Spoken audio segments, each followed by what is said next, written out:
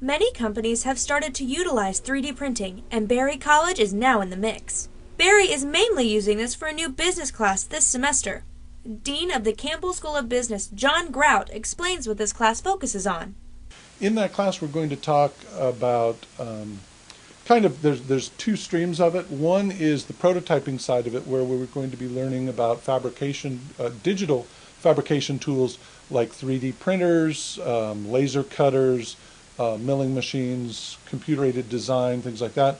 We're also then going to talk about something that nowadays we call design thinking, which is how to do problem solving through the use of design.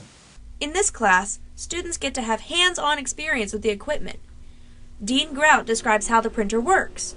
In its simplest form, it is a heating element that heats up a plastic filament, kind of like a glue stick, and it squirts it out, and then there's a table underneath it that catches it in the shape that you want it to be. Senior Harrison Daniels assists Dean Grout with making new prototypes and explains how the printer operates. The printer uses, it feeds in what's called ABS plastic, which is the same plastic that Legos are actually made out of.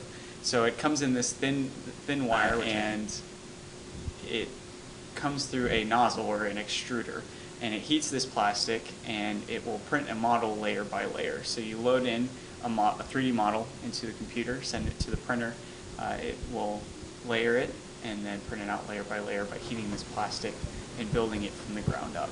Daniels has designed lots of creations, including shower speakers, and plans on experimenting more in the future. With Viking Fusion News, I'm Deanna Cunningham.